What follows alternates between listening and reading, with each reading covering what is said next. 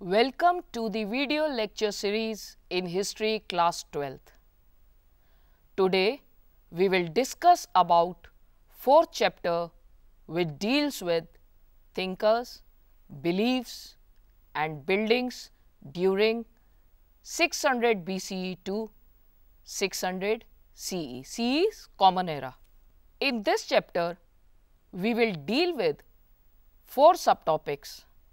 Those are already discussed: important historical monuments, Sanchi and Amravati Stoop; new questions, sacrifices and debates about Jainism and Buddhism; and understanding new religious traditions through sculptures and paintings.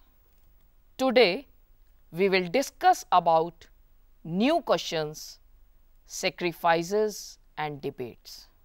This subtopic gives insight into tradition of sacrifices in ancient India, about speculations on the significance of the sacrificial traditions, difference between ideas of Upanishadic thinkers and those of the fatalists and the materialists, and also about importance of 6th century BCE in relation to sacrifices and debates. Around the mid-1st millennium BCE, BCE is before Common Era, many revolutionary changes they were taking place.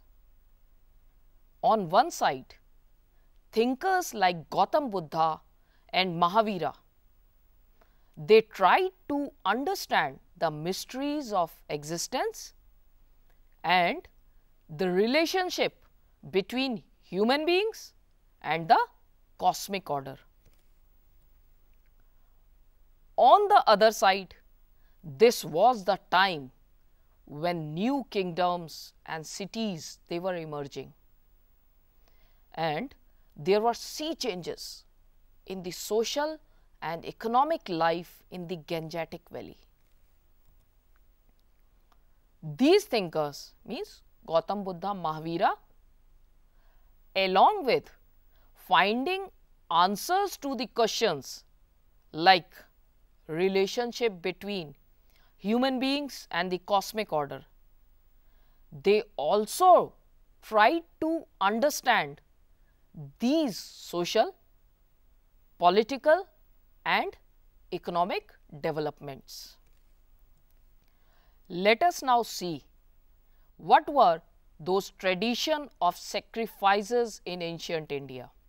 Many traditions of thought, religious beliefs and practices were followed since ancient period. Early Vedic tradition was one such tradition. It is also known as Rig Vedic period. Why Rig Vedic period? Because Rig Veda, which was compiled between 1500 to 1000 BC, BC is before Common Era.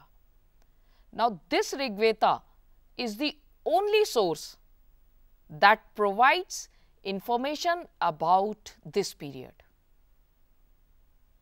And Rig Veda, it consists of mantras or hymns in praise of a variety of deities. The prominent deities were Agni, Indra and Som.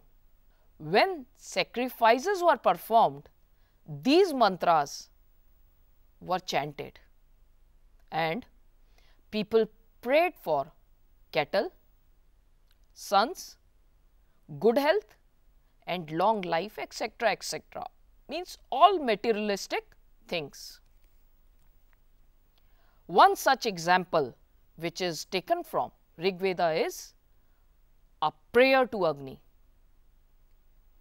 The verses are sung along with sacrificial fire to invoke Agni. Agni, the god of fire. And offerings were made. Agni was expected to take these offerings along with prayers to other deities. It says, "Bring, O strong one," means Agni, "this sacrifice of ours to the gods. O wise Agni, bring for us abundant food and wealth. O Agni, those who praise to you, bring them nourishment, wonderful cow, sons and offsprings that continues our line." Initially, the sacrifices were performed collectively. Later on, between 1000 BCE to 500 BCE onwards, some sacrifices were performed by the heads of the households for the well-being of their families. Some complex sacrifices such as Rajasuya Yagya, it is king's inauguration sacrifice performed by the ancient kings who considered themselves powerful enough to be an emperor, and Ashwamedha Yagya. In this case, in the case of Ashwamedha Yagya, the army of the military campaign is led by a wandering horse, let loose from the capital of the king, who performed this sacrifice. In case of Rajasuya Yagya, no horse was involved, and yajna were performed by kings because these yajnas, they needed elaborate arrangements, and kings depended on Brahmana priests to perform these rituals. Now, speculations on the significance of the sacrificial traditions. Around 6th century BCE onwards, the speculations on the significance of the sacrificial traditions started.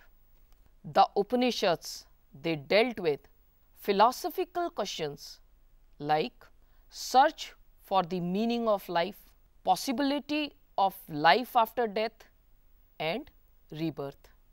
It debated on issues like, was rebirth due to past actions? Rather than performing sacrifices for materialistic benefits like wealth and sons, etc. For example, the verse from Chandogya Upanishad, it says about the true sacrifice. The wind that blows this is surely a sacrifice, because while moving, the wind purifies all this. Therefore, it is indeed a sacrifice. Here we can see the debate on the significance of the sacrificial rituals for materialistic benefits. It had begun. Chandogya Upanishad again speculates about the nature of the self. This self of mine within the heart, it is smaller than paddy or barley or mustard or millet or the kernel of a seed of millet. This self of mine within the heart is greater than the earth, greater than the intermediate space, greater than heaven, greater than these worlds. And this was very much opposed to the sacrificial traditions for materialistic gains. So, lively debates and discussions. As many as 64 sects or schools of thoughts were in existence during this time, and Buddhist texts give us a glimpse of lively discussions and debates among them. During these debates, teachers like Mahavira and the Buddha, they questioned the authority of the Vedas. According to them, liberation from worldly sorrows can be attained by individual efforts. And this was opposed to the sacrificial tradition and Brahmanical position, wherein an individual's existence was thought to be determined by his or her birth in a specific caste or gender. These debates, they took place in a Kuta Garshala, literally means a hut with a pointed roof, or in grooves where travelling teachers, they halted for some time. If one philosopher succeeded in convincing his rival, then the followers of his rival also became his disciples. So, support for any particular sect could grow and shrink over time. Difference between Upanishadic thoughts and those of fatalists and materialists. The fatalists and materialists were one of those 64 sects. Fatalists or Ajivikas, they believed in destiny. According to Makkali Gosala, the fatalist teacher, though the wise hopes that by doing good deeds and penance, they will gain karma, and the fool should, by the same means, hope to gradually rid himself of his karma. Neither of them can do it.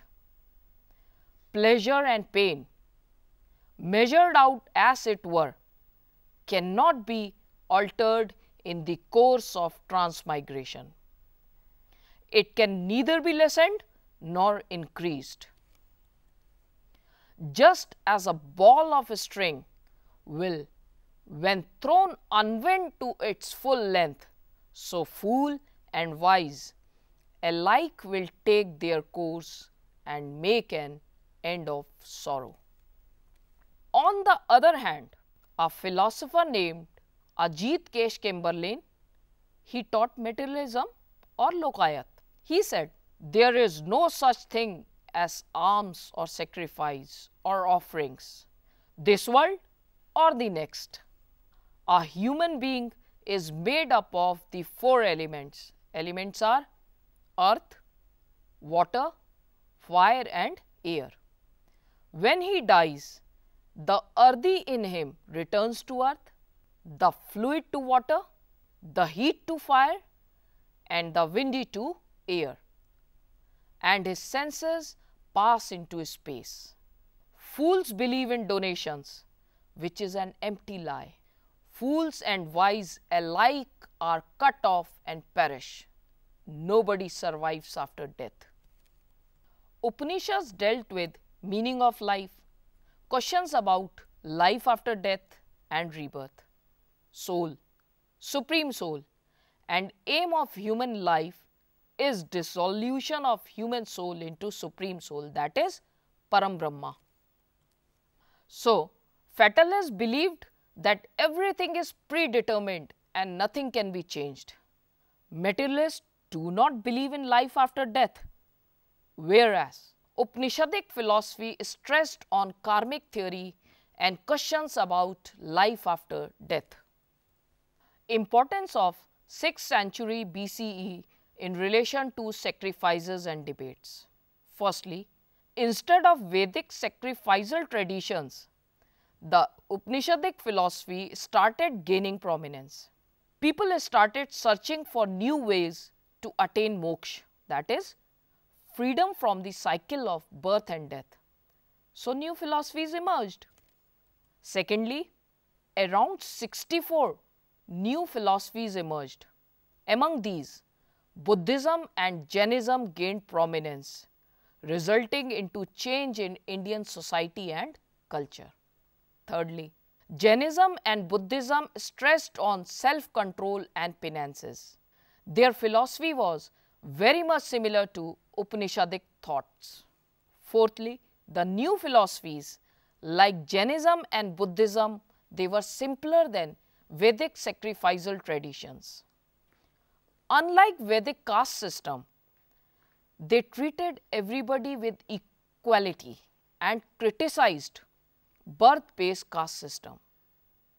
They spread their message in simple common man's language. So we discussed about tradition of sacrifices in ancient India, about speculations on the significance of the sacrificial traditions, difference between ideas of Upanishadic thinkers and that of the fatalists and the materialists, and about importance of 6th century BCE in relation to sacrifices and debates. In the same chapter, next we will discuss about Jainism and Buddhism. Thank you.